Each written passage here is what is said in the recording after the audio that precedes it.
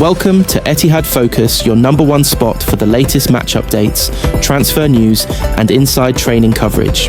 If you love football, you're in the right place. Make sure to like, share, and subscribe so you never miss any breaking updates. Let's get started. Marc Guehi private jet aborts landing as he travels for Manchester City medical. Marc Guehi has travelled to the northwest to complete his £20 million move from Crystal Palace to Manchester City, but there was some slight drama as he made his way to his new home. Marc Guehi's private jet was forced to ditch its original landing after flying the defender to Manchester. The England star is on the verge of a move to Manchester City, with Palace having accepted a £20 million bid for his services. Guhei was left out of the Eagles' side that lost 2-1 to Sunderland on Saturday and is expected to undergo his medical on Sunday. But it wasn't all straightforward for him as he flew to Manchester to complete the formalities. Guhei flew from London on Sunday morning on a private jet, only for the flight to abandon its landing moments before it touched down in Manchester. Plane spotters suggested that a larger jet moved onto the runway, forcing the plane carrying Guhei to climb and loop around the city, including over the Etihad Stadium. The jet eventually came to a safe landing, with Guhei being whisked off to complete the final details of his move. He is expected to sign a 5.5-year deal with City, with Palace forced to sell due to his contract expiring in the summer. Guhei was previously on the verge of a move to Liverpool last year, only for the deal to collapse at the 11th hour. If all goes through as expected, he will become City's second major addition of the window, following the signing of Antoine Semenyo from Bournemouth. His exit comes amid a difficult time for Palace, with boss Oliver Glasner having confirmed he too will leave at the end of the season. The Austrian also tore into club chiefs for the decision to allow Guhei to leave. He said, "We feel like we're being abandoned completely. Selling our captain one day before a game. There is no understanding for this.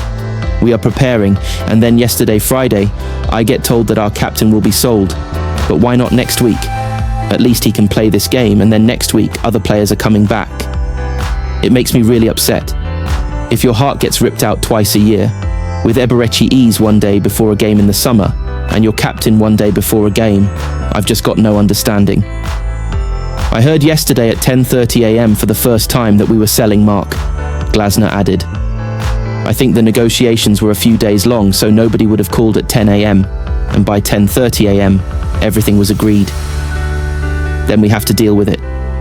One day before a game, we have to come to Sunderland, when we know we're not on the best run. We know the circumstances with no players available, and we're selling our captain. No team would do this.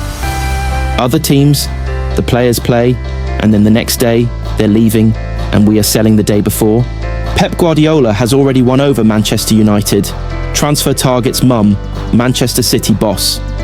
Pep Guardiola was clear about his admiration of an English talent, who is also being eyed up by Manchester United. Pep Guardiola has already made his thoughts clear on Manchester United target Alex Scott by paying him the ultimate compliment. The Manchester City manager once described the central midfielder as an unbelievable player. That was after the then 19-year-old played for Bristol City against his side back in early 2023 in an FA Cup game. If that glowing endorsement from one of the greatest managers ever wasn't enough, Jack Grealish also labelled the teenager a top talent at the time. Scott, now 22, has gone from strength to strength since then, becoming a key player at Bournemouth under Andoni Iraola. His impressive displays since his £25 million move to the South Coast have unsurprisingly seen him linked with several top Premier League sides. City have been amongst them, as have neighbours United. Speaking about Guardiola's comments in 2024, the England U21 star revealed how his mother was left particularly delighted by the praise. To hear that from who I regard as one of the best managers of all time, it's a good feeling. "It was amazing," said Scott. "It was a great feeling, and my mum enjoyed it probably even more than me." He didn't have to say that, but to say it about an opposition player shows the respect he has and why he's gone so far in the game. Guardiola was incredible at Barcelona with that great team with Lionel Messi. I grew up with Guardiola as a manager, and that whole team was just incredible.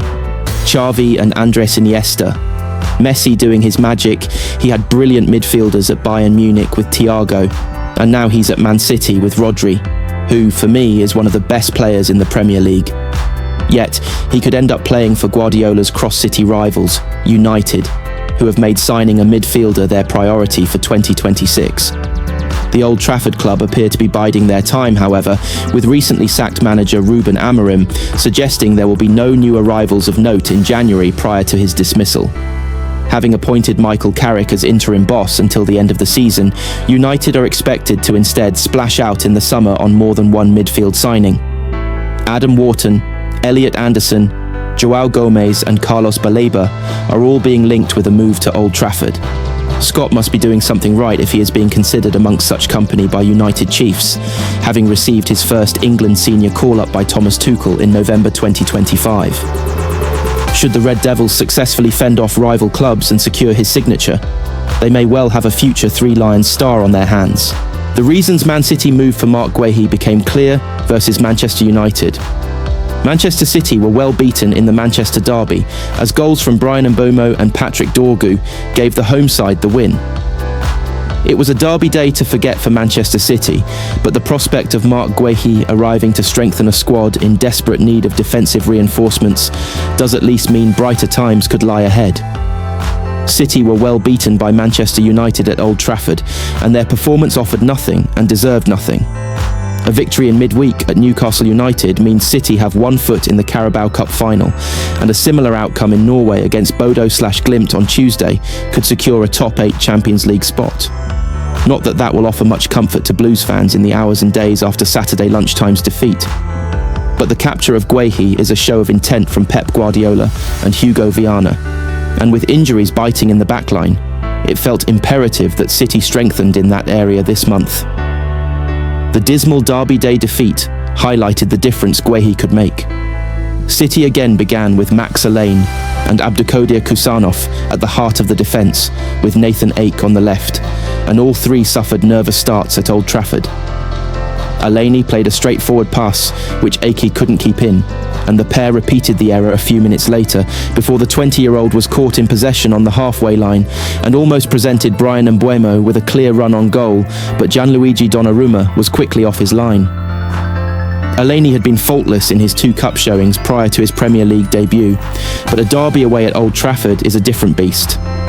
Alaini and Kusanov are a rookie and developing pair who may well turn into excellent top-flight performers, but they're not there yet. Kusanov played a poor pass inside the opening 10 minutes, which again required Donnarumma to be alert to sweep up the danger. The Uzbekistan international was sloppy in possession in the opening quarter, miscontrolling on more than one occasion when under no pressure. But City's defensive options were limited. Nico O'Reilly, who played in midfield at Newcastle in midweek, could have started at left back, as could Rayan Aït-Nouri, who has only recently returned from the Africa Cup of Nations. That would have seen Ake move inside, but with Ruben Dias, John Stones and Josko Gvardiol injured and Matheus Nunes missing through illness at right back, it was a case of needs must. O'Reilly came on for Alain at the break, but was booked inside 2 minutes of his arrival, while Lewis was caught napping for Patrick Dorgu to score United's second. Ake struggled time and again with the home side's counter-attacking play. Kusanov grew into the contest and made a couple of telling interceptions and interventions, further underlining the potential the 21-year-old possess. Having impressed at right back early in the campaign before injury intervened, he's shown his credentials in the centre of defence. He's far from the finished article, but the early signs are good, as they generally have been with Alain across 2.5 outings. Kusanov, Alain